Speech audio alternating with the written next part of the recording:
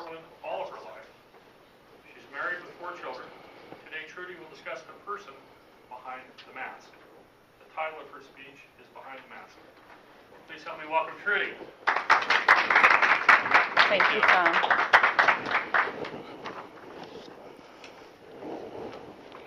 Each week, a new person gets up and tells a story about who they are.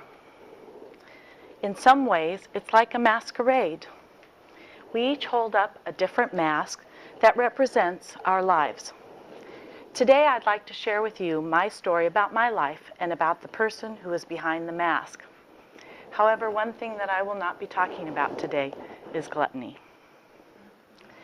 As a child, I grew up in Portland, Oregon. I am the younger of 2 children, and one of my most favorite holidays is Halloween. In 2nd grade, our school had a Halloween party, and my mother dressed me up as a pirate.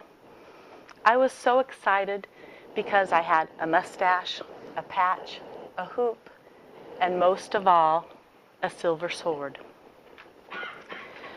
My sword was made out of cardboard and foil, but it was very real to me.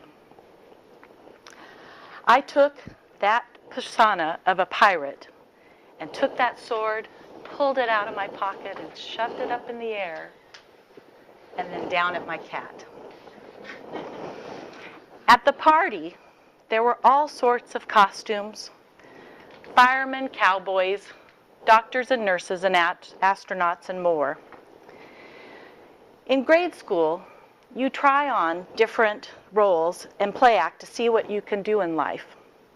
Could I have a career as a pirate? I wanted adventure, mystery, and excitement. As a teenager, fate intervenes on the undecided. I was not sure where my life would take me. My father encouraged me to consider a career in healthcare and to become a nurse. I was not very excited about this option. Reluctantly, I signed up for a class that was on career options in healthcare.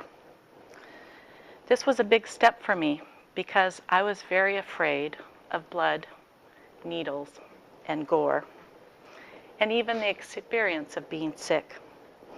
Ironically, my father was very afraid of these very same things. However, I found that my insecurities brought me strength when I was working with patients and kind of feeling the same things that they were feeling about being hospitalized and being afraid. I have found adventure, mystery, and excitement in healthcare. So as a young adult, I entered nursing school. One of our first assignments was to determine what blood type we were. This meant taking a lancet and stabbing your finger. I chased my finger around my desktop until I finally cornered it. I thought, let the pirate in me stab it, draw a little bit of blood, and I did it. Months later in lab, our assignment was to put a feeding tube down into our stomach. We were working with a partner, and so my partner nervously reached up to my nose to place this tube down into my stomach. That was her reaction too. She was mortified, I was mortified. And as she got the tube down into my stomach, she had so much adrenaline that she was so excited that it was time to take it out. With that adrenaline, she pulled the tube out of my nose as if to say, voila! I looked at her, she looked at me. Our eyes were so big, we nervously laughed at each other. You know, you are a slave to both truth and your aspirations. Your choice of master determines your destiny. I was afraid, but my aspiration took over. During school, somehow I knew I wanted to be a perioperative nurse. It took me several years to finally find a job in the operating room after I graduated. As a perioperative nurse, your role is to be the patient's advocate. You are there to help the patient through their time of need. My life experiences helped me to connect with my patients. I can handle any type of surgery, trauma, gunshot wounds, but my greatest achievement is helping a person during their time of need. I am the person behind the surgical mask.